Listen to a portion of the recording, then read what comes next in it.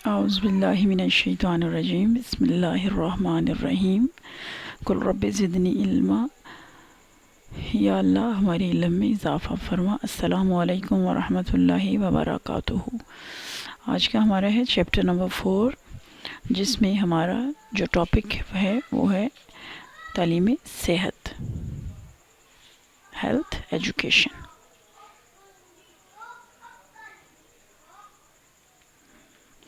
Chapter number 4 جسمانی نظام، اس میں ہے نظام انہضام ڈائجسٹو سسٹم، نظام عضلات مسکولر سسٹم۔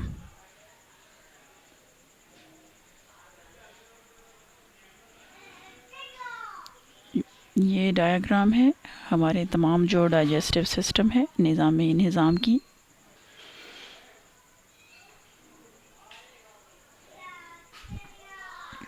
ڈائجسٹو سسٹم، نظام انہضام۔ ڈیفینیشن، تعریف: وہ نظام جس کے تحت خوراک ہضم ہو کر جزو بدن بنتی ہے نظام انہضام کہلاتا ہے۔ خوراک جب ہضم ہو جاتی ہے تو اس کا کارآمد حصہ خون میں شامل ہو جاتا ہے، جسم کو قوت اور حرارت پہنچاتا ہے، اور باقی ماندہ بیکار حصہ بول براز یعنی کہ فضلے کی صورت میں خارج ہو جاتا ہے۔ چونکہ ٹھوس خوراک براہ راست خون میں شامل نہیں ہو سکتی، اسی لیے اس مقصد کو پورا کرنے کے لیے اسے نرم اور تحلیل ہونا ضروری ہوتا ہے۔ ہاضمہ، خوراک ہضم ہونا، ڈائجیشن، ہاضمے سے مراد وہ عمل ہے جس سے مختلف خمیر انزائمز خوراک کے اجزاء مثلاً نشاستہ، پروٹین اور چکنائی وغیرہ میں شامل ہو کر ان کو خون میں جذب ہونے کے قابل بناتے ہیں۔ خمیر، انزائمز۔ اب یہ انزائمز کیا ہے؟ خمیر سے مراد وہ کیمیائی مرکب ہیں جو منہ، معدہ، جگر، لبلبہ اور چھوٹی آنت کے غدودوں سے پانی کی شکل میں نکل کر چبائی ہوئی غذا پر اثر انداز ہوتے ہیں اور ان میں کیمیائی تبدیلیاں پیدا کر کے اسے قابل ہضم بناتے ہیں۔ نظام انہضام میں حصہ لینے والے اعضاء: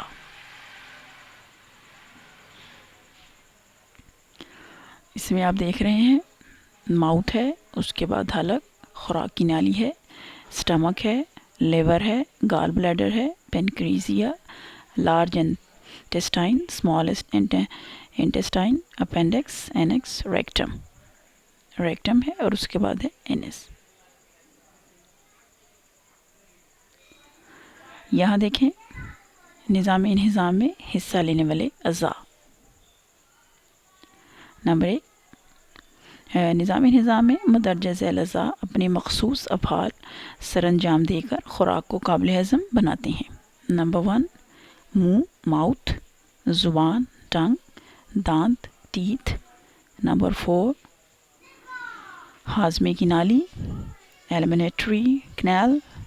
ہاضمے کی نالی مندرجہ ذیل اعضاء پر مشتمل ہوتی ہے۔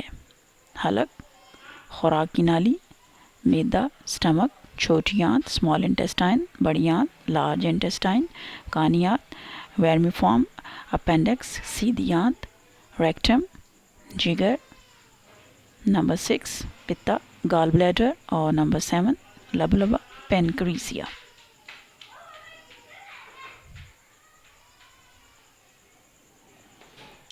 لعاب دہن کے غدود: منہ، لعاب دہن کے غدود، سانس کی نالی، خوراک کی نالی، معدہ، جگر، پتا، رائٹ سائڈ پہ لبلبہ، بڑی آنت، چھوٹی آنت اندر، لیفٹ سائڈ پہ اپینڈکس، ریکٹم، کانی آنت کو بولتے ہیں اور ریکٹم بھی بولتے ہیں، اور اس کے بعد ہے اینس۔ نظام انہضام کے اعضاء: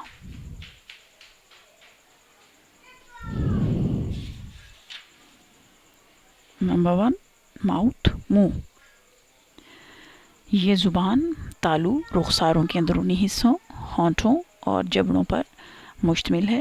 منہ کے اندر غدودوں کے 4 جوڑے ہوتے ہیں، ان میں سے ایک جوڑا منہ کے استر میں، دوسرا جوڑا کانوں کے نیچے، تیسرا جوڑا نچلے جبڑے میں، اور چوتھا جوڑا زبان کے نیچے واقع ہوتا ہے۔ ان غدودوں کو لعاب دہن کی غدودیں سلیولی گلینڈز کیا بولتے ہیں؟ یہاں دیکھیں اوپر سلیوری گلینڈز ہیں اور یہ کیا پیدا کرتے ہیں؟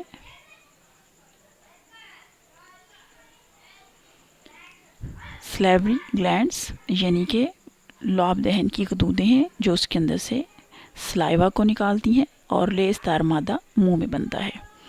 ان غدودوں سے ایک رطوبت نکلتی ہے جو سلائیوا کہلاتی ہے اور اس رطوبت کو ٹائلین نامی خمیر میں شامل نشاستہ کو تحلیل کر کے مالٹوز میں تبدیل کرتا ہے۔ ہونٹ خوراک کو سہارا دیتے ہیں اور چبانے کے دوران اس کے ریزے باہر نہیں گرنے دیتے۔ نمبر 2، زبان، ٹنگ۔ یہ ایک عضلاتی عضو ہے جو منہ کے اندر خوراک کو گھمانے، دانتوں کو نیچے لانے اور نگلنے کا کام کرتا ہے۔ زبان کی اوپر والی سطح پر بے شمار ابھار ہوتے ہیں جو ذائقے کی کلیاں ٹیسٹ برڈز کہلاتے ہیں۔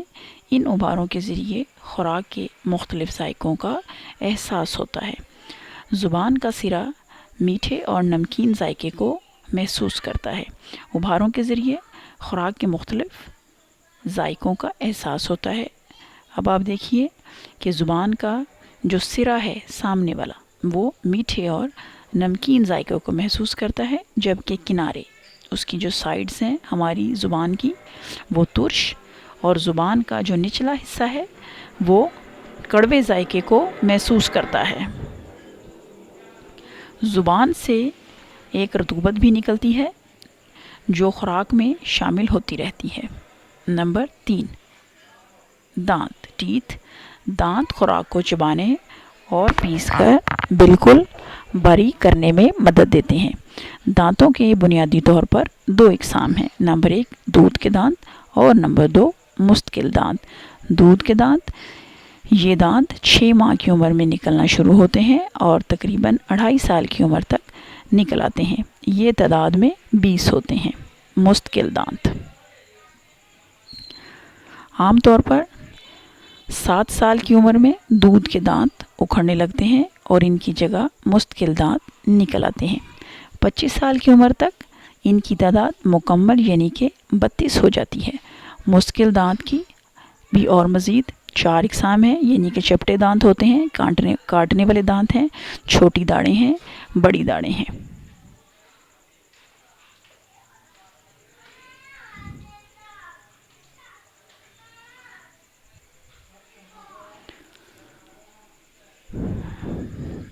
بڑی داڑیں، ان داڑوں کی تعداد 12 ہوتی ہے اور ان کا کام خوراک کو پیسنا ہے۔ دونوں جبڑوں میں دونوں طرف آخری داڑیں عقل داڑیں کہلاتی ہیں۔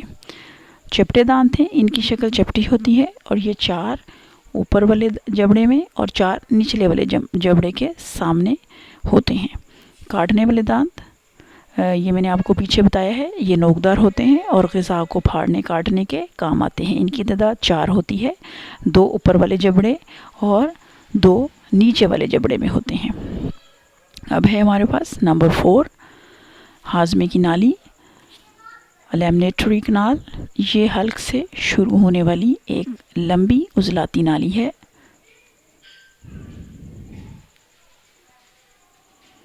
یہاں پہ دیکھیے،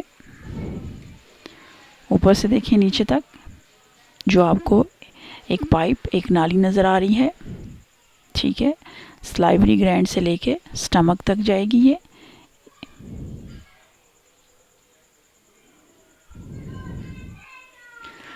یہ حلق سے شروع ہونے والی ایک لمبی عضلاتی نالی ہے جو مقعد کے بیرونی حصے تک جاتی ہے۔ ہاضمے کی نالی حلق، خوراک کی نالی، معدہ، چھوٹی آنت، کانی آنت اور سیدھی آنت یعنی کہ پخانے کی نالی پر مشتمل ہوتی ہے۔ حلق، فارنکس، یہ کیف نما عضلاتی عضو ہے۔ اس میں 7 سوراخ ہوتے ہیں۔ کتنے سوراخ ہوتے ہیں؟ 7۔ یہ سوراخ 2 ناک کے، 2 کانوں کے، ایک منہ کا، ایک خوراک کی نالی کا اور ایک سانس کی نالی کا ہوتا ہے۔